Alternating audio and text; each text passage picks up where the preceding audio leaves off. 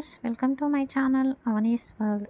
శ్రీ పరాభవ నామ సంవత్సరం, ఉత్తరాయణం, గ్రీష్మ ఋతువు, నిజజ్యేష్ఠ మాసం, కృష్ణపక్షం.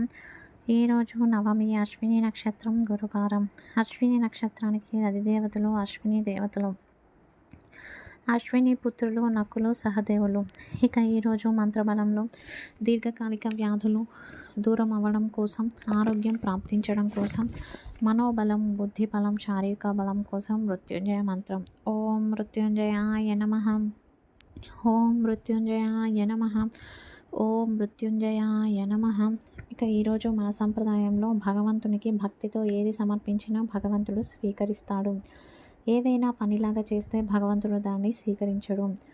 మన సాంప్రదాయంలో మొగలి పువ్వును పూజకు మనం వాడము, ఎందుకంటే దానికి శాపం ఉంది.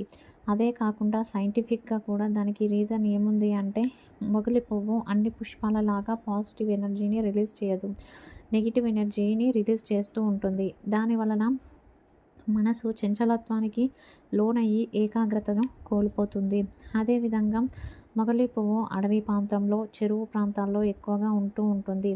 అది వీచే సువాసనకి సర్పాలు కూడా ఎక్కువగా వస్తూ ఉంటాయి.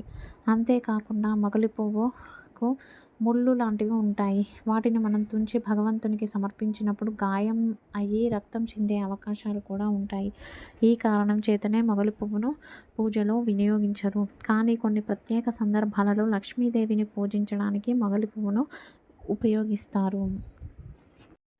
ఇక ఈరోజు వాస్తు పరిష్కారంలో భాగంగా ఇంటికి నిర్మించడానికి పునాది తీసిన తర్వాత దాన్ని కనీసం ఒక 15 రోజుల వరకు వదిలేసి ఆ తదుపరి ఇంటి నిర్మాణం చేయాలి అని చెప్పేసి శాస్త్రంలో ఉంది.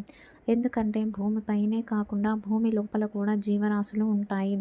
ఆ జీవరాశులు ఫర్ ఎగ్జాంపుల్ చీమల పుట్ట లాంటివి భూమి లోపల ఉంటే మనం పునాది తీసినప్పుడు వెంటనే ఇల్లు కడితే వీటికి ఇబ్బంది ఉంటుంది. అదే కాస్త గ్యాప్ ఇవ్వడం వలన అవి వేరే దగ్గరికి వెళ్ళి వాటి జీవనాన్ని కొనసాగిస్తాయి. మనుషులలాగానే ప్రతి జీవికి ఆత్మ అనేది ఉంటూ ఉంటుంది. వాటికి బాధ కలిగినప్పుడు అవి శాపాలను పెడుతూ ఉంటాయి. ఎక్కడైనా శాపాలు రాకూడదు అనే ఉద్దేశంతో శాస్త్రంలో ఈ విధంగా లిఖించారు.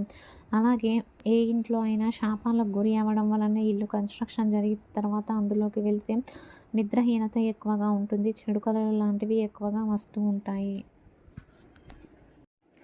ఇక రేపు ఉదయం పాటించవలసిన పూజ, ఎవరైతే వివాహం కోసం ఎదురు చూస్తున్నారో వారు వివాహ యోగం కోసం రేపు స్నానం చేసే నీటిలో రోజ్ వాటర్ వేసి స్నానం చేసి లక్ష్మీదేవి ముందు నెయ్యి దీపాన్ని పెట్టి 3 రకాల పుష్పాలతో అమ్మవారిని పూజించండి. తప్పకుండా వివాహ యోగం ప్రాప్తిస్తుంది.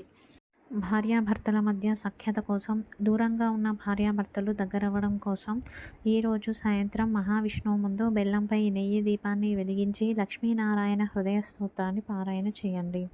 ఇది ఈరోజు video. Thank you for watching.